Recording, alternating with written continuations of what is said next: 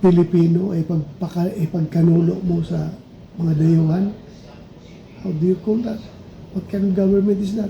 Because the government should protect its citizens. The Philippine government should protect every Filipino.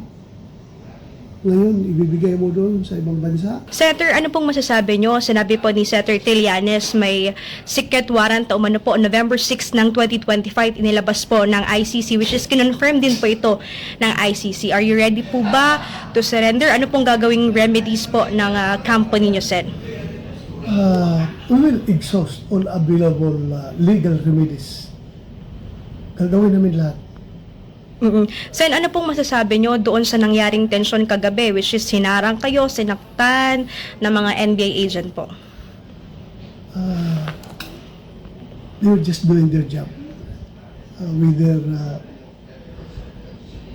they did it properly or improperly, para sa akin, being a member of the law enforcement community, they were just doing their job. Pero Sen, may galit po ba kayo sa the former leadership kasi pinayagan, which is sinabi din po ni Director Matibag na binigyan sila ng permiso ni SP Soto para nga po doon sa pagsisilbi ng warrant po? Well, para sa akin, ano ba ang tawag mo doon? Pagtataksil. Hindi lang pagtataksil sa iyong kasama, kundi pagtataksil sa institusyon ng Senado. Yun ang nakikita ko. Sorry for if ever I may misjudge that kind of action. Sen, sinabi din po ni Trillanes kahapon na kung anong ginawa kay FPRRD, ganun din po yung gagawin. At sinabi din po ni Attorney Torion kanina, may mga information na may mga aircraft na daw po nag-aantay para ilipad kayo doon sa ICC. Well, di naman ang template nila. Total disregard of the law. So, what do you expect? Ganun talaga gawin nila. Pero Sen, yun nga no, doon sa reso ng inihain ng Senado, which is kailangan nga ng court order mula dito sa Pilipinas. Hindi lang yan sa reso namin, kundi meron talagang Supreme Court ruling patungkol dyan. Diba? Sinasabi ng Supreme Court na kailangan dumaan sa local court. At ang local court mag-issue ng warrant of arrest in relation to that ICC warrant. Hindi man lang ginawa yan kahapon. So, total disregard na naman sa legal processes and procedures na set forth by the Supreme Court. Sen, ano pong masasabi niyo sa government under PBBM's administration po?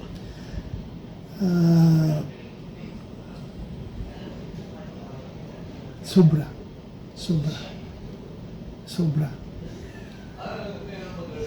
Kung yung isang Pilipino ay ipagkanulo mo sa mga dayuhan, how do you call that? What kind of government is that? Because the government should protect its citizens. The Philippine government should protect every Filipino. Ngayon, ibibigay mo doon sa ibang bansa. Meron naman tayong functioning legal system dito. Functioning justice system. Justisya natin hindi natutulog. Gumagana, umaanda 24 hours. Bakit kailangan pong dalhin doon sa ibang bansa? Pero Sen, worst case scenario po na hindi pagbigyan ng SC yung hiling natin na maglabas ng TRO. Ano po yung gagawin natin, sir? Well, we'll cross the bridge when we get there. Tingnan natin pang available na pwedeng gawin. Sen, kumusta ka? Kumusta po yung pamilya po ninyo ngayon? Well, nakatulog na ako na kahit kunti, nakatulog na ako. Siguro sa adrenaline hindi ako nakatulog. My family, malungkot.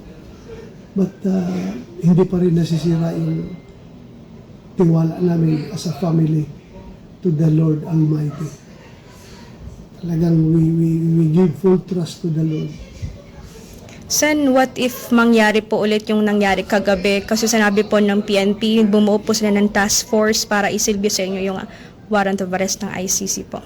Well, that is their job. Kung utusan sila, kung gawin nila yon, basta naayon lang sa batas. Sen, marami po kayong taga-suporta na nasa labas po ng Senado. May mensahe po ba kayo para sa kanila? Sa ating mga supporters dyan sa labas ng Senado, ako nagpapasalamat talaga. Buong puso nagpapasalamat sa inyo. Sa inyong ginawang suporta. Sana tuloy-tuloy yung gagawin niyo yung pagsuporta, pagpakita ng suporta sa akin hanggat hindi pa lumabas yung Supreme Court decision sa aming mga appeal na nakabinbin ngayon sa Supreme Court. Sen, Patulungan niyo kami magdasal na sana yung ating mga Supreme Court justices ay maliwanagan yung kanilang pag-iisip na sana protektahan nila yung ating soberenya. Sen, may mga kritiko na nagsabi, lumabas lang daw kayo kasi para magkaroon ng bagong liderato, para hindi matuloy yung impeachment ni VP Sara. Ano pong masasabi niyo doon po? Hindi matuloy ang impeachment. It never crossed my mind.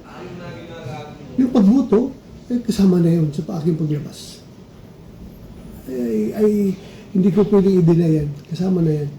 Sen, ano pong mangyayari? Yan dito po kayo sa Senate. Attend na po ba kayo ng mga sessions? Yes, atin ang position. Business as usual.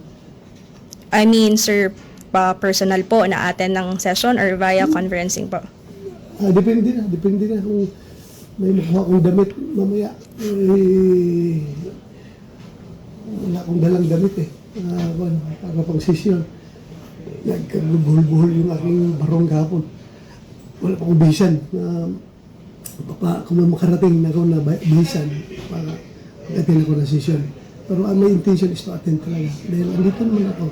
Pilipino ay ipagkanulo mo sa mga dayuhan. How do you call that? What kind of government is that? Because the government should protect its citizens. The Philippine government should protect every Filipino. Ngayon, ibibigay mo doon sa ibang bansa. Senator, ano pong masasabi nyo? Sinabi po ni Senator Trillanes, may secret warrant o umano po November 6 ng 2025 inilabas po ng ICC, which is kinonfirm din po ito ng ICC. Are you ready po ba to surrender? Ano pong gagawing remedies po ng company nyo, Sen? We will exhaust all available legal remedies. Gagawin namin lahat. Sen, ano pong masasabi nyo doon sa nangyaring tensyon kagabi, which is sinarang kayo, sinaktan ng mga NBA agent po? They were just doing their job. Whether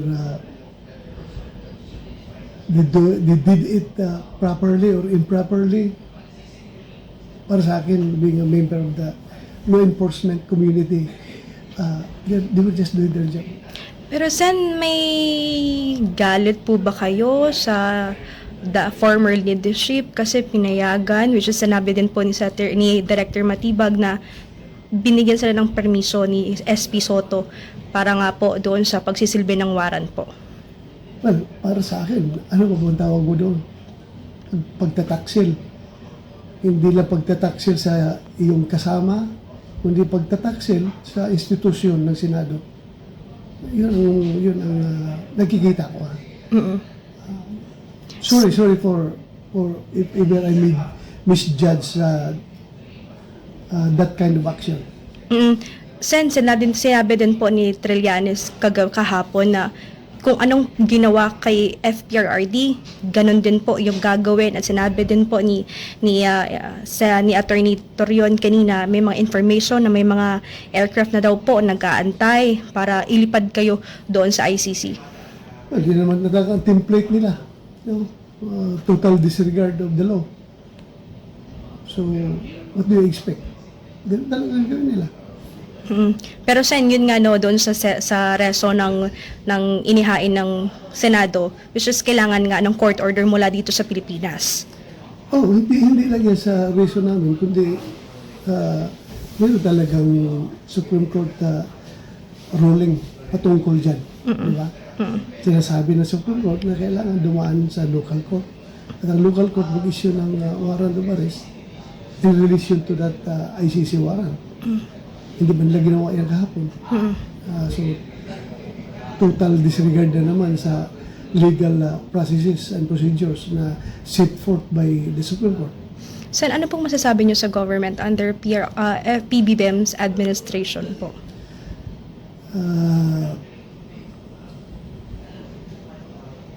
Sobra. Sobra. Sobra.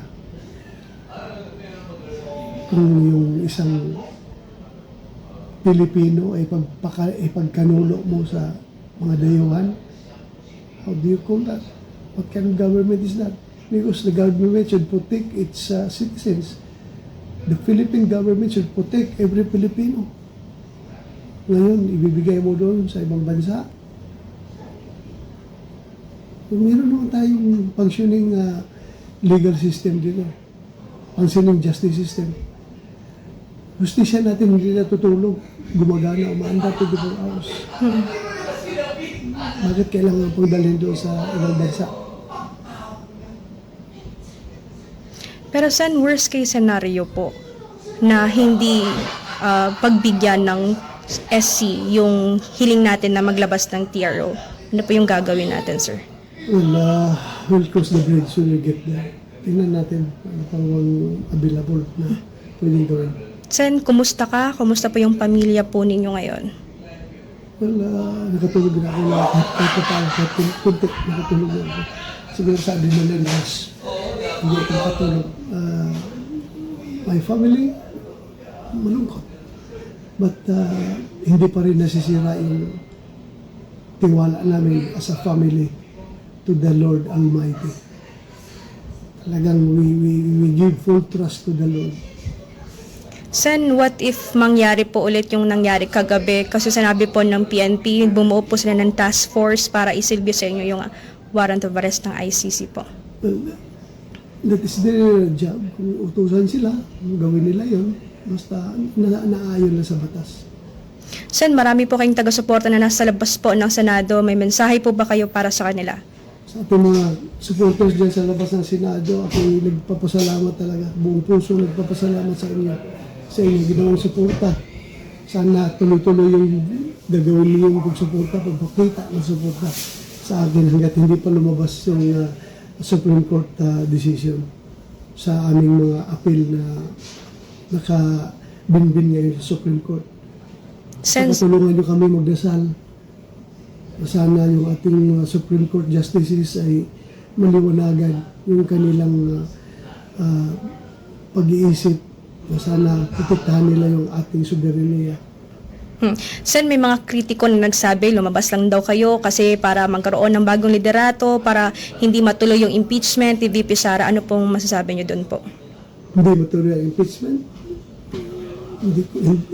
It never crossed my mind. Yung pagboto, kasama na yun sa aking paglabas. Ay hindi ko pwedeng i-deny yan. Kasama na yan. Sen, ano pong mangyayari? Yan dito po kayo sa Senate. Attend na po ba kayo ng mga sessions? Yes, atin ang position. Business as usual. I mean, sir, personal po na attend ng session or via conferencing po? Depende na. Kung may makuha kong damit mamaya, wala akong dalang damit para pang session. Nagkabuhol-buhol yung aking barong kahapon. Wala pa akong bisan. Kung makarating na ako na bisan, mag-attend ako ng session. Pero my intention is to attend talaga. Dahil andito naman ako.